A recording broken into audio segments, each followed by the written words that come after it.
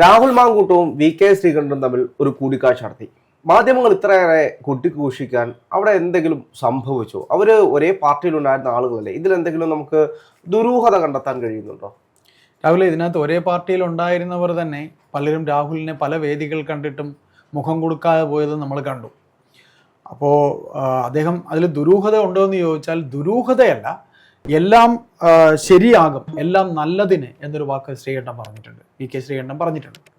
എല്ലാം നല്ലതിന് എന്ന് പറയുന്നത് തെരഞ്ഞെടുപ്പ് ഈ തെരഞ്ഞെടുപ്പിലെ കാലത്ത് രാഹുൽ പാർട്ടിയിലേക്ക് തിരിച്ചു വരും എന്നതിന്റെ ഒരു സൂചന തന്നെയാണോ രാഹുൽ പാർട്ടിയിലേക്ക് നൽകുന്നത്? തിരികെ വരും. രാഹുൽ ആദ്യത്തെ കടമ്പ പാർട്ടിയിലേക്ക് തിരികെ വരിക എന്നുള്ളതാണ്. ഈ തെരഞ്ഞെടുപ്പ് കഴിയുമ്പോൾ രാഹുൽ തിരികെ വരും. പാർട്ടി KPCC ഓഫീസിലോ അല്ലെങ്കിൽ പാർട്ടിയിൽ തന്നെ തെരഞ്ഞെടുപ്പിൽ കോൺഗ്രസിന് എങ്ങനെയാണ് സാധ്യത അത് നോക്കി രാഹുലിനൊരു വൻ തിരിച്ചു വരവ് പാർട്ടി ഒരുക്കും. ഭരണത്തിലേക്ക് കോൺഗ്രസ് വരുന്നു എന്ന സൂചന. അതായത് ഇപ്പോൾ ഉള്ളൊരു മാധ്യമങ്ങൾ അത്രയേറെ ആക്രമിച്ച ഒരാളാണ് രാഹുൽ മാങ്കൂട്ടം എന്ന് പറയുന്ന വ്യക്തി. ഇപ്പോഴും ആക്രമിച്ചുകൊണ്ടിരിക്കുന്ന ഒരു വ്യക്തി തന്നെയാണ്. അതുകൊണ്ടാണ് വി.കെ. ശ്രീകണ്ഠുമായിട്ടൊരു കൂടിക്കാഴ്ച നടത്തുന്ന സാഹചര്യത്തിൽ രാഹുലിനെ ഇത്രയേറെ സജീവമായി വീണ്ടും ചർച്ചയിലേക്ക് കൊണ്ടുവരുന്നത് പ്രധാനപ്പെട്ട കാരണം ആക്രമിക്കുക എന്ന ഒറ്റ ലക്ഷ്യം കൊണ്ട് തന്നെയാണ്. ഈ രാഹുലിന്റെ ഒരു തിരിച്ചുവരവ് പ്രതീക്ഷിക്കുന്ന ജനങ്ങളുണ്ട്. യഥാർത്ഥത്തിൽ അവർ ഒരേ പാർട്ടിയിലുള്ള അദ്ദേഹത്തിന്റെ ഇപ്പോൾ നമുക്കറിയാം വി.കെ. ശ്രീകണ്ഠൻ MP ആണ്, രാഹുൽ മാങ്കൂട്ടം MLA ആണ്. ഇപ്പോൾ ഒരു MP-യും MLA-യും തമ്മിൽ, അതും കോൺഗ്രസിന്റെ തന്നെ നേതാക്കന്മാരായിരുന്ന ആളുകളാണ്, രാഹുൽ മാങ്കൂട്ടത്തിനെ മാത്രമേ പാർട്ടി പുറത്താക്കിയുള്ളൂ. അപ്പോൾ ഇത് ഇത്ര വലിയ ചർച്ചാ വിഷയമാക്കേണ്ട എന്ത് വിഷയമാണ് ഇപ്പോൾ നിലവിലുള്ളത്? രാഹുലെ, ചർച്ചാ വിഷയം എന്ന് പറഞ്ഞാൽ ചർച്ചാ വിഷയം തന്നെയാണ്. കാര്യം രണ്ടുപേരും പാലക്കാട്ടത്തെ MP-യും MLA-യും ആണ്. പക്ഷേ എങ്കിലും രാഹുൽ മാങ്കൂട്ടത്തിനെതിരെ ഇത്രയും വിവാദങ്ങൾ തുടക്കം മുതൽ ഉണ്ടാകുമ്പോഴും വി.കെ. ശ്രീകണ്ഠൻ രാഹുലിനെ സപ്പോർട്ട് ചെയ്താണ് സംസാരിച്ചിട്ടുള്ളത്. വി.കെ. ശ്രീകണ്ഠൻ എന്ന് പറയുന്ന നേതാവിനുള്ള മറ്റൊരു മെരിറ്റ് കൂടെ നമ്മളിവിടെ പറയേണ്ടി വരും. CPM എന്ന് പറയുന്ന പാർട്ടിയിൽ പാലക്കാട് ആരൊക്കെ പാർട്ടിക്കെതിരെ ആടി നിൽക്കുന്നു, CPM എന്ന് ആരെയും ഇതുവരെയും ഈ പറയുന്ന പോലെ കോൺഗ്രസിലേക്ക് കൊണ്ടുവന്നൊരു പ്രവണത ഇതിനു മുമ്പ് ഉണ്ടായിട്ടില്ല. പാലക്കാട് ഇപ്പോൾ ശശിയുടെ കാര്യം തന്നെ ആയാലും, അല്ലെങ്കിൽ പാലക്കാട് എന്തൊക്കെ മാറ്റങ്ങൾ കോൺഗ്രസിന് CPM-ൽ നിന്നോ അല്ലെങ്കിൽ മറ്റു ഇപ്പൊ സന്ദീപ് വാര്യർ വന്നതിൽ ഒരു നിർണായക ഘടകം വി.കെ. ശ്രീകണ്ഠന് പങ്കുണ്ട്. വി.കെ. ശ്രീകണ്ഠൻ എന്ന് പറയുന്ന വ്യക്തി പാലക്കാട് അത്ര കണ്ട് കോൺഗ്രസിന് ഒഴിച്ചുകൂടാനാകാത്ത ഒരു നിർണായക ശക്തി തന്നെ. വി.കെ. ശ്രീകണ്ഠൻ പലതവണ തോറ്റ ആളുമാണ്. ഈ പറയുന്ന രാജേഷിൻ്റെ കൂടെ തോറ്റിട്ടുണ്ട്. അപ്പോൾ ശ്രീകണ്ഠനുമായി ചർച്ച ചെയ്തത് 45 മിനിറ്റ് വരെ അവർ സംസാരിച്ചു. കാര്യം ചോർത്തി കൊടുക്കാൻ നിരവധി ആൾക്കാരുണ്ട്. കാര്യം മാങ്കൂട്ടം പോയപ്പോൾ തന്നെ വിളിച്ചു പറയാൻ മാങ്കൂട്ടത്തിനൊപ്പമുള്ളവരോ അല്ലെങ്കിൽ കാണുമായിരിക്കും. പക്ഷേ ഇതൊരു രാഷ്ട്രീയ പ്രാധാന്യം അല്ലെങ്കിൽ ചർച്ച ചെയ്യണമെന്ന് രാഹുൽ ആഗ്രഹിച്ചിരുന്നില്ലെന്ന് ആർക്ക് പറയാം? ഇതിൽ ആരെങ്കിലും ഒരാൾ, ഇത് രണ്ടുപേരും ആഗ്രഹിക്കാതെ ഇരിക്കുന്ന കാര്യം എത്ര തന്നെ ഗോപ്യമാക്കി വെച്ചാൽ ഇതെല്ലാം കാണും.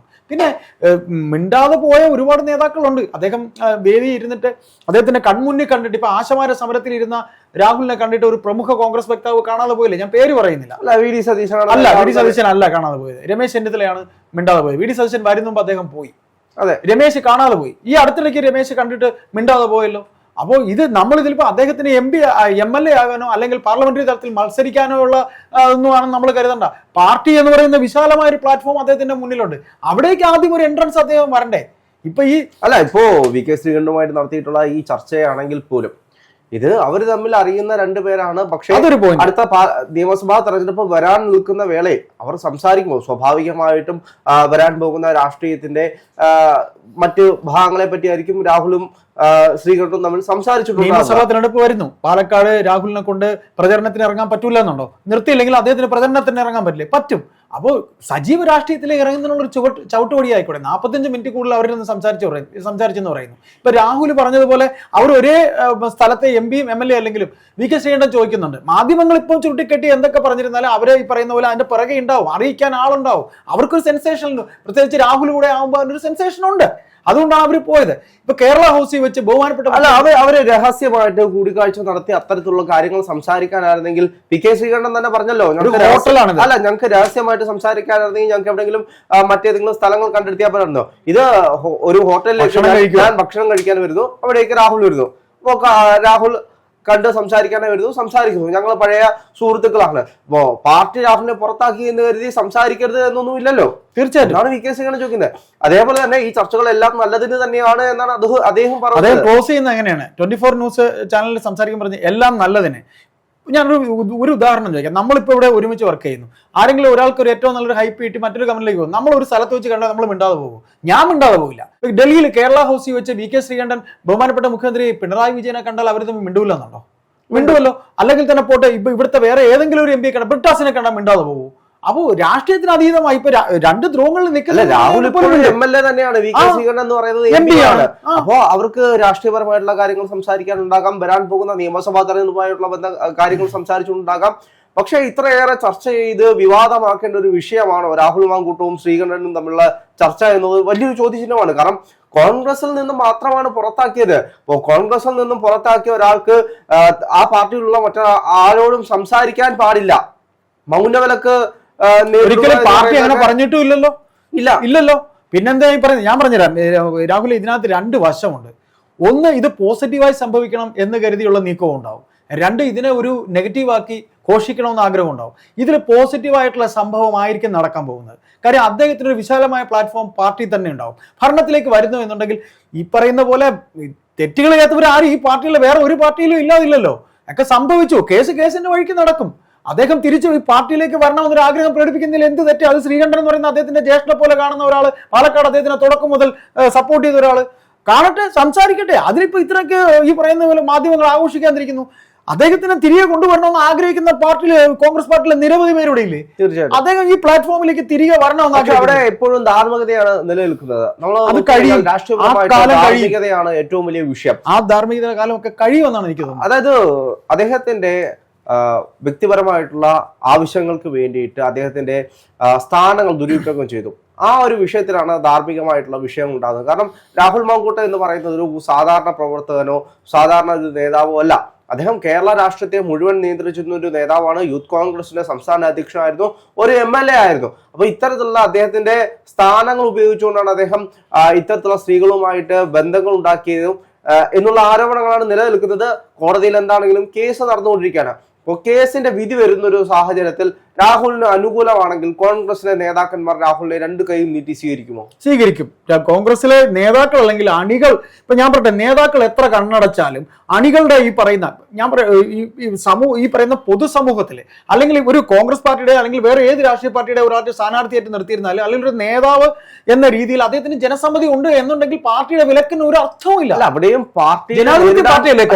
പാർട്ടിയിൽ നേരിടാൻ പോകുന്ന ഏറ്റവും വലിയ വിഷയം എന്ന് പറയുന്നത് VD സതീശന്റെ ഒരു പ്രസ്താവനയുണ്ട്. ബോധ്യത്തിന്റെ അടിസ്ഥാനത്തിലാണ് രാഹുൽ മാങ്കൂട്ടത്തിനെ പാർട്ടിയിൽ നിന്നും പുറത്താക്കുക എന്നുള്ളൊരു പ്രസ്താവന. അതവിടെ നിലനിൽക്കില്ലേ? ആ ബോധ്യം മാറാൻ ഈ അധിക സമയം വേണം. കേസുകളൊക്കെ വരുമല്ലോ. ഇപ്പൊ കൊലക്കുറ്റമൊന്നും അല്ലല്ലോ, തെളിയാൻ പറ്റാത്ത കേസും അല്ലല്ലോ. ഇത് അതിൻ്റെതായ രീതിയിൽ തെളിഞ്ഞു വരട്ടെ. ഇപ്പൊ നിരവധി എൽദോസ് കുന്നപ്പള്ളി ഇപ്പോഴും ഈ പാർട്ടിയിലില്ലേ? എൽദോസ് കുന്നപ്പള്ളി ചിലപ്പോൾ മത്സരിക്കാൻ തന്നെ സാധ്യതയുണ്ട്. ആണെങ്കിലും അല്ലെങ്കിലും വിൻസെന്റിനെതിരെ കേസില്ലേ, മുകേഷിനെതിരെ കേസില്ലേ, ഇവിടെ നിരവധി നേതാക്കൾക്കെതിരെ കേസുണ്ടല്ലോ. എന്നിട്ടല്ല അവരെല്ലാം തന്നെ സജീവ രാഷ്ട്രീയത്തിലില്ലേ? ഇതെല്ലാം അതിൻ്റെതായ രീതിയിൽ ഉണങ്ങാത്ത മുറിവ്, കാലത്തിന് ഉണക്കാൻ കഴിയാത്ത മുറിവുകളില്ല. അങ്ങനെ ഒരു ഇതുണ്ടല്ലോ, കാലം ചില മുറിവുകളെ ഉണക്കും. ഈ പറയുന്ന എല്ലാ തെറ്റുണ്ട്. ആ തെറ്റ് ബോധ്യത്തിന്റെ അടിസ്ഥാനത്തിൽ പറഞ്ഞെങ്കിൽ ആ ബോധ്യം ഒരു കാലയളവ് വരെ ആ ബോധ്യം എന്ന് പറഞ്ഞ് ഉറച്ചു നിൽക്കുള്ളൂ. ഞാൻ ഒരു ചെറിയ കാര്യം പറയാം. കോൺഗ്രസ് എന്ന് പറയുന്നത് ജനാധിപത്യ പാർട്ടിയല്ലേ, അല്ലാതെ കേഡർ പാർട്ടി ഒന്നും അല്ലല്ലോ. കേഡർ പാർട്ടി ആക്കാൻ സെമി കേഡർ പാർട്ടിയെങ്കിലും ആക്കാൻ ശ്രമിക്കുമെന്ന് K. സുധാകരൻ എന്ന വലിയ നേതാവ് പറഞ്ഞു. എന്നിട്ട് നടന്നോ? സെമി കേഡർ പോലും അല്ലല്ലോ, ഒരു കേഡർ പാർട്ടിയും അല്ലല്ലോ, ജനാധിപത്യ പാർട്ടിയല്ലേ. ജനാധിപത്യ പാർട്ടിയിൽ ജനാധിപത്യം തന്നെ നടക്കും. അദ്ദേഹത്തിനെതിരെ അങ്ങനെ ഒരു അലിഗേഷൻ ഉണ്ടെങ്കിൽ കാലങ്ങൾ കൊണ്ട് മാറാത്ത മുറിവില്ല. എന്താണെങ്കിലും രാഹുലിന്റെ തിരിച്ചുവരവിലേക്ക് തുറന്നു കിട്ടിയിരിക്കുന്നത് ചിലപ്പോൾ വി കെ ശ്രീകണ്ഠൻ വഴി പാലക്കാട് തന്റെ തട്ടകം ആക്കിക്കൊണ്ട് രാഹുൽ മാങ്കൂട്ടം ഈ ഇലക്ഷൻ മത്സരിക്കുന്നു. പാർലമെന്ററി തലത്തിൽ അല്ലെങ്കിൽ വിശാലമായ പ്ലാറ്റ്ഫോം ഒരു പാർട്ടിയാണ് കോൺഗ്രസ് പാർട്ടി എന്ന് പറയുന്നത്. വരും. തെറ്റ് കാണിക്കാത്തവരാരും തന്നെ ഈ പറയുന്ന രാഷ്ട്രീയത്തിലില്ല, അല്ലെങ്കിൽ ഈ സമൂഹത്തിലില്ല. തിരിച്ചു വരും. രാഹുൽ സജീവ രാഷ്ട്രീയത്തിൽ തിരിച്ചു വരും. ഭരണത്തിൽ വരികയാണെങ്കിൽ രാഹുലിന് പാർട്ടി തന്നെ നിയോഗിക്കുന്ന ഭരണവുമായി ബന്ധപ്പെട്ട ഒരു സ്ഥാനം നൽകും എന്നുള്ള കാര്യം ഉറപ്പ്. അത് MLA ആയില്ലെങ്കിലും കൊടുക്കാൻ പറ്റുമല്ലോ, കൊടുക്കാൻ പറ്റും. അത് നമുക്ക് കഴിയും. ആ ബോധ്യമൊക്കെ മാറുന്ന ഒരു കാലം ഉണ്ടാവും. എൻ്റെ കേട്ടറിവ്, ഈ പ്രശ്നങ്ങൾ ഉണ്ടായിക്കഴിഞ്ഞ് രാഹുൽ ഇവിടുന്ന് പാലക്കാടേക്ക് പോവുകയും പോലീസുകാരെ വട്ടം ചുറ്റിക്കുകയും ചെയ്യുന്ന സമയത്തിന് മുമ്പ് രാഹുൽ VD സതീശനെ കണ്ടിരുന്നു രഹസ്യമായി. എനിക്കൊരു കോൺഗ്രസ് വക്താവ് എന്നോട് ആ സമയത്ത് പറഞ്ഞാണ്, കണ്ടിരുന്നു, തെറ്റ് പറ്റിപ്പോയി ചേട്ടാ എന്ന് പറഞ്ഞ് പൊട്ടിക്കരഞ്ഞുകൊണ്ട് സതീശനെ കാല് തൊട്ട് വന്നിച്ചിട്ട് ഞാൻ പോവുകയാണ്, ഞാൻ തിരിച്ചു വരും, ചേട്ടൻ എൻ്റെ കൂടെ ഉണ്ടാവുമെന്ന് വിശ്വസിക്കുന്നു. മറുപടി കേട്ടില്ല. ഒരു പിൻവിളിയും അദ്ദേഹത്തിന്റെ ഭാഗത്ത് നിന്ന് ഉണ്ടായില്ല സതീശന്റെ. അപ്പോൾ നമുക്ക് മനസ്സിലാക്കാനുള്ളത്, ഈ പറയുന്ന നേതാക്കളൊക്കെ തന്നെയും ഒരു ബോധ്യം ഇപ്പോൾ ഉണ്ടെങ്കിൽ ആ ബോധ്യം മാറാൻ അധിക സമയം എടുക്കില്ല രാഹുൽ. അങ്ങനെയാണ് എനിക്ക് തോന്നുന്നത്. നമുക്ക് അങ്ങനെ തന്നെ വിശ്വസിക്കാം. ഈ പാർട്ടി അത്രയ്ക്ക് വലിയൊരു പ്ലാറ്റ്ഫോം ഉള്ള പാർട്ടിയാണ്. അദ്ദേഹത്തിന് ഒരു അവസരം കൊടുക്കും പാർട്ടി. അതിനുവേണ്ടിയുള്ളൊരു തുടക്കമായിരിക്കാം ഇതെല്ലാം. നല്ലതിനെ എന്ന് ശ്രീകണ്ഠൻ പറയുമ്പോൾ അത് നല്ലതിനെ എന്ന് തന്നെ നമുക്ക് വിശ്വസിക്കാം.